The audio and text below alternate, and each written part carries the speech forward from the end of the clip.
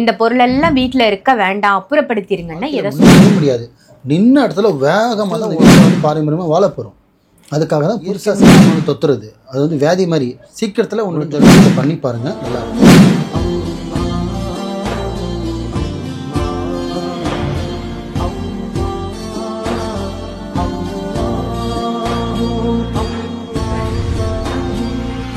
மறுஜென்ம நேயர்கள் அனைவருக்கும் அன்பான வணக்கங்கள். புழல் காவங்கரை MM டவர்ஸ்ல இருக்கக்கூடிய மாலிக் பாய் அவர்களை தான் சந்திக்க வந்திருக்கோம். வணக்கம் பாய். வணக்கம்மா பாய். இன்னைக்கான டாபிக் வந்து வீட்டுல இந்தந்த பொருட்கள்லாம் தரித்திரத்தை கொடுக்கும், இந்த பொருள் எல்லாம் வீட்டுல இருக்க வேண்டாம் அப்புறப்படுத்திருங்கன்னா எதை சொல்லுவீங்க? நிறைய இருக்குது. அதில் முக்கியமாக ஒரு 4-5 பொருள் சொல்லலாம். ஏன்னா இது வந்து பார்த்திங்கன்னா நான் சொல்லியோ நீங்கள் சொல்லி நான் சொல்கிறது கிடையாது. பாரம்பரியமாக பார்த்திங்கன்னா ரொம்ப ஆளுங்கன்னு சில பொருட்கள்லாம் வைக்கக்கூடாது, இதுதான் வைக்கணும், இது வைக்கக்கூடாது, சில ரொம்ப இதாகிடுச்சுன்னா தூக்கி போட்டணுன்னு ரொம்ப வருஷமாகவே அதை கடைப்பிடிச்சிட்டு வராங்க. இந்த மாதிரி பண்ணோம் அப்படின்னா இந்த தரித்திரன்ற விஷயத்தை ஃபஸ்ட்டு தானே வீட்டுக்கு ஒரு மனுஷனுக்கு இருக்கக்கூடாத ஒரு விஷயம் நோய் கூட இருந்துடலாமா. 2 விஷயம் இருக்கக்கூடாது. ஒன்று தரித்திரம், 2வது கந்திஷ்டி. இந்த 2மே இருந்ததுன்னா விருத்திக்கே வர முடியாது, வாழ்க்கையில் முன்னேறவே முடியாது. நின்ன இடத்துல வேகமாக தான் ஓடணும். பக்கத்தில் ஒன்று சொல்லிட்டு பக்கத்து ஸ்டெப் கூட உங்களை வைக்க முடியாது, ஆனால் ஓடுவீங்க, மூச்சரைக்க ஓடுவீங்க, ஆனால் எல்லையை பிடிக்க முடியாது. இந்த 2 விஷயம் இருந்ததுன்னா எது? ஒன்று தரித்திரம், 2வது கந்திஷ்டி. பில்லி சூனியம் ஏவல் மந்திரம் தந்திரம் கட்டி இதெல்லாம் வந்து செயற்கை, ஒருத்தவனுக்கு செய்கிறது. பதில் நானோ யார்கிட்டயோ போனால் அதை எடுத்துடலாம், ரிமூவ் பண்ணிடலாம். ஆனால் இந்த கந்திஷ்டி, இந்த தரித்திரம் இதெல்லாம் வந்து இயற்கை. இயற்கை மூலிமா ஒன்று வந்து தொத்துறது. அது வந்து வியாதி மாதிரி. சீக்கிரத்தில் ஒன்று விட்டு போகாது. தரித்திரம் பார்த்து சொல்லுவாங்க, தரித்திரம் பிடிச்சிடக்கூடாது ஒரு மனுஷனுக்கு. பிடிச்சது செத்தாமவன். இதுதான் உண்மை. நானாக இருக்கட்டும், நீங்களாக இருக்கட்டும். ஸோ இந்த 2 விஷயம் நடக்கக்கூடாது. அப்படின்னா வீட்டில் இருக்கிற பொருளில் பார்த்திங்கன்னா ஒரு முக்கியமாக ஒரு 4-5 பொருள் சொல்லலாம். ஃபஸ்ட்டு ஒன்று பார்த்திங்கன்னா, நிறைய பேர் வீட்டில் பார்த்திங்கன்னா நான் மிடில் கிளாஸே சொல்கிறேன், விஐபி வீட்டில் இருக்க வாய்ப்பு இல்லை. மிடில் கிளாஸ் வீட்டில் ஏன் வந்து மிடில் கிளாஸ் இருக்காங்கன்னா, சில பாத்திரம்லாம் பார்த்திங்கன்னா உடஞ்சி போயிருக்கும். உணவுற பொருள் செய்கிற பாத்திரமாகட்டும், சாப்பிட்ற பாத்திரமாகட்டும், சில பேர் உடஞ்சி இருக்கும், நசுங்கி இருக்கும். இதெல்லாம் வந்து துல்லியமாக சொல்கிறேன். மேலே வாயெல்லாம் வெடிச்சு இருக்கும். அதே பாத்திரத்தில் சாப்பாடு வெடிப்பாங்க, புரியுதுங்களா? தட்டு வந்து தேஞ்சு போயிருக்கும், தேய்மானமாக இருக்கும், அதிலே உடஞ்சி போயிருக்கும், அதிலே உண்டுவாங்க, சாப்பிடுவாங்க.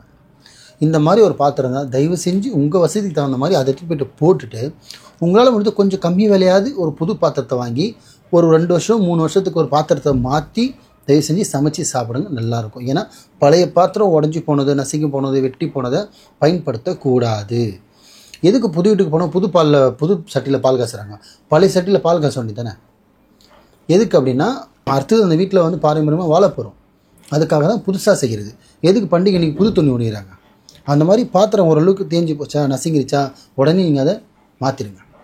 ஒன்று இது. 2வது பார்த்திங்கன்னா, சில பேர் பார்த்திங்கன்னா பழைய பீரோ எங்கள் தாத்தாவோட தாத்தாது, அது இருக்குது 60-70 வருஷமாக. அதில் ஒரு கண்ணாடி பார்த்திங்கன்னா பாதி உடஞ்சி போயிருக்கும்.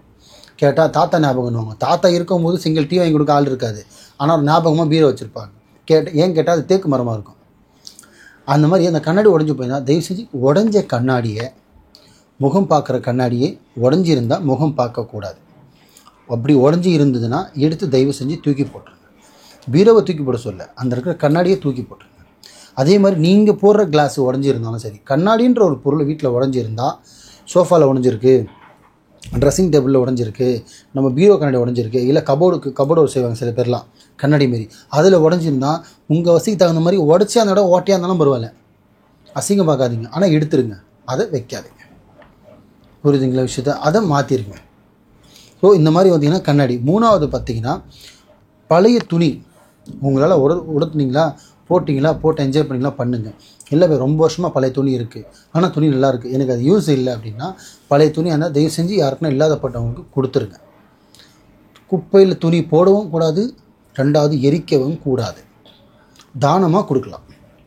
நம்ம தான் இன்னொருத்தர் துணி இன்னொருத்தர் உடையக்கூடாது. ஆனால் நம்ம இதுக்கப்புறம் கொடுத்துட போகிறோம், திருப்பி நம்ம வாங்க போகிறது இல்லை. அதனால் ஒரு அனாதாசிரமத்திற்கோ ஒரு முதியோர் இல்லத்துக்கோ உங்களோட துணியை வந்து தானமாக கொடுத்துருங்க. அதை வீட்டில் வைக்காதீங்க. 3. அதே மாதிரி 4வது, சில பேர் வீட்டில் இறந்து போயிருப்பாங்க. அந்த காரியெல்லாம் முடிஞ்சு 6 மாதம் 1 வருஷம் காரியம் முடிஞ்சுது, அவங்க யூஸ் பண்ணுற பொருளோ அந்த துணியோ இருந்தால் ஞாபகமாக ஒரு துணி கூட வைக்கக்கூடாது நான் சொல்லுவேன். இல்லை உங்களுக்கு தேவைன்னா அவங்க ஞாபகமாக ஒரு துணியை நான் வச்சுட்டு மீதி எல்லாமே கொடுத்துருங்க. அதுவும் தரித்திரம் ஒழிக்கும். புரியுதுங்களா? இது 4வது பார்த்தீங்கன்னா மெயினான விஷயம், நம்ம பயன்படுத்துகிற தொடப்பன்றது வீட்டை சுத்தம் பண்ணி நம்ம வீடு அழகுப்படுத்துறது தொடப்போம். அது பாதி உடஞ்சிருந்தாலும் சரி, இல்லை கொஞ்சம் கம்மியாக இருந்தாலும் சரி, உடனே இதெல்லாம் மாற்றிடுங்க. அதே மாதிரி பார்த்தீங்கன்னா மாப்பு இருந்தாலும் கொஞ்சம் சரியில்லைன்னா அதையும் மாற்றலாம். வீட்டோட மேட்டு நாராக தொங்கி போட்டி வெளியில் வர அளவுக்கு யூஸ் பண்ணுவோம். நம்ம ஆளுங்க கேட்டால் 50 ரூபா கொடுத்து வாங்கணுன்னு. தயவு செஞ்சு இதை மாற்றுங்க. ஏன்னா வீட்டை சுத்தம் பண்ணிவிட்டு அந்த கிழிஞ்சு போன மேட்டை தான் போட்டு வச்சுருப்பாங்க. வீட்டை சுத்தம் பண்ணிட்டு அது அந்த பார்த்திங்கன்னா அந்த தொடப்பம் பார்த்திங்கன்னா அப்படியே மூலையில் நிப்பாட்டிடுவாங்க. இது எல்லாமே கொஞ்சம் மாற்றினீங்கன்னா இந்த தொடப்பம் விஷயம், மேட்டு விஷயம், மாப்பு, உடஞ்ச கண்ணாடி, பாத்திரம், துணி, இது எல்லாமே நீங்கள் சேரும்போது முக்கியமான ஒரு 5வது ஒரு விஷயம், வீட்டில் தயவு செஞ்சு ஒற்றையை சேர்க்காதீங்க. ஒற்றைன்ற விஷயத்தை சேர்க்காதீங்க. கொஞ்சம் ஒற்றை சேர்ந்துச்சா ஒன்று ஆளை வச்சு, காசாக இருக்கிற ஆள் வந்து ஆளை வச்சு கேஷ் கொடுத்து உடனே மேலே ரெடிங்க. இல்லையா நீங்களே ஒரு ஒற்றை கும்பாத வந்து ஒற்றை அடிச்சிடுங்க. வீட்டை கீழே சுத்தம் பண்ணிவிட்டு மேலே கோட்டை விட்டுறது. ஒற்றை சேர கடன் அதிகமாகும். இது உண்மை 100%. ஏன்னா அந்த ஓட்டத்தில் தான் பூச்சி போட்டு தேரும். அதே ஓட்டத்தில் தான் தரித்திரம் போகும். அது மூளைக்கு ஒற்றையாக குப்பையில், அது ஒற்றை கணக்கு கிடையாது, குப்பை கணக்கு. அது எல்லா இடத்துலையும் பார்த்தீங்கன்னா மூளைக்கு குப்பை சேர்த்து வைக்கிற மாதிரி கணக்கில் வந்துடும். அதனால் அப்பப்போ 15 நாளைக்கு ஒரு தடவை, மாதத்துக்கு ஒரு தடவை வீட்டை ஒற்றை அடிங்க. இந்த ஒற்றை அடிக்கிறது, இந்த பாத்திரம் மாற்றுறது, துணியை மாற்றுறது, உடஞ்ச கிளாஸை உடைக்கிறது, தூக்கி போடுறது, இதெல்லாமே நீங்கள் கரெக்டாக ஃபாலோ பண்ணிங்கன்னா தரித்திரம், இந்த கண் திருஷ்டி, இந்த 2 விஷயத்தையும் தப்பிக்கலாம். மெயின் தரித்திரன்ற விஷயத்துலேருந்து நீங்கள் ரொம்ப சேஃப் ஜோனில் இருக்கலாம். முடிஞ்ச அளவுக்கு இதை பண்ணி பாருங்கள், நல்லா இருப்பீங்க. ரொம்ப அருமையான தகவலாக கொடுத்தீங்க பாய். தரித்திரம் நிறைந்த பொருட்கள்லாம் என்னென்ன, அதில் வீட்டிலேருந்து எப்படி நம்ம அப்புறப்படுத்துறது அப்படின்னு நீங்கள் சொன்ன விதம் வந்து மிகச்சிறப்பு. நன்றி. நன்றிம்மா.